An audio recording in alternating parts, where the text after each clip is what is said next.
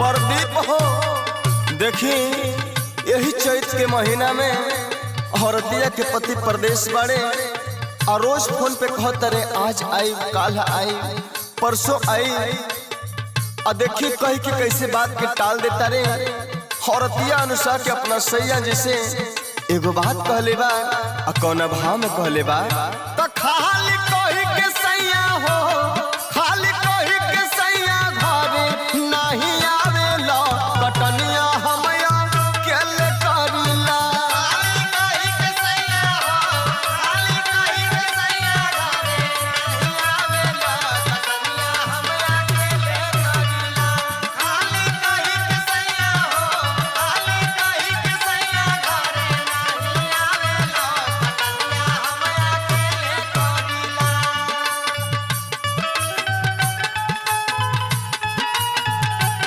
और जिया दुर्ग विजय भैया महिदा आय हाय हाय बहबा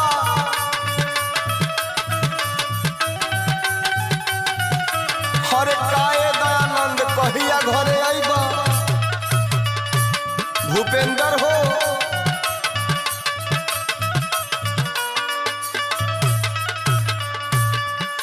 औरतिया कहतिया हमर दर्दिया तनिको जो बुझता है हमर बलमुआ काहे हमरा के इतना परेशान करता रह सुना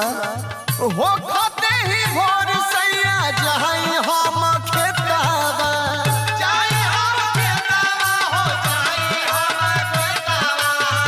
जाई हम खेतावा हो जाई हम खेतावा ऐसे कबले चली हमर बलमुआ सुना भूखिया के मारे सैया जहर जाला पेटावा जारी जाला पेटावा हो जारी जाला पेटावा जारी जाला पेटावा हो जारी जाला पेटावा। औरतिया कहत बे हई भोरहरी के जाड़ ह देने के गर्मी हमसे तनिको नहीं के साहस ई हमर बलमुआ अरे हो खाते ही भोर सैया जहां हम खेतावा भूखिया के मारे सैया जहर जाला पेटावा कबहू जे हमारा बात के सीरियस ले ले होता है हमार बलमुआ तना न का भोरा ही से हो नन का भोरा ही से खटी ये परोवेला कतनिया हम अकेले कहला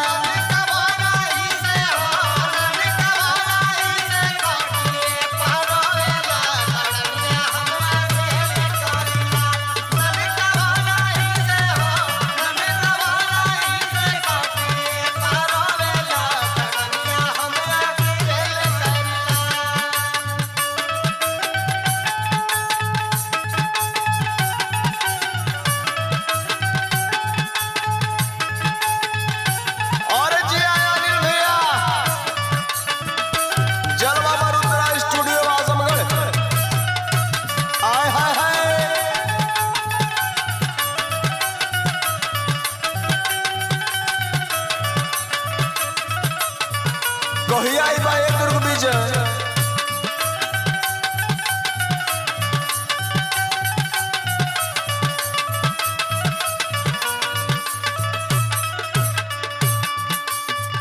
हतना दिन से बहरे जाके कमाता रहा लेकिन तहरा कमाई के कोनो था ना चलल एगो छतवो जो हमरा के भेजवा देले होता सुना लागे जब घाम सैया जहर जाला चाम हो जारी जाला चाम सैया जहर जाला चाम हो जारी जाला चाम सैया जहर जाला चाम हो तनिको नाही मिला तावे दिन भरिया राम हो दिन भरिया राम सैया दिन भरिया राम हो दिन भरिया राम सैया दिन भरिया राम हो। ड्यूटी के चक्कर में मरला की हमार ब्यूटी पूरा नाश हो गई तनी विचार कराए हमार राजा लागे जब घाम सैया जहर जाला चाम हो तनिको न मिला तावे दिन भरिया राम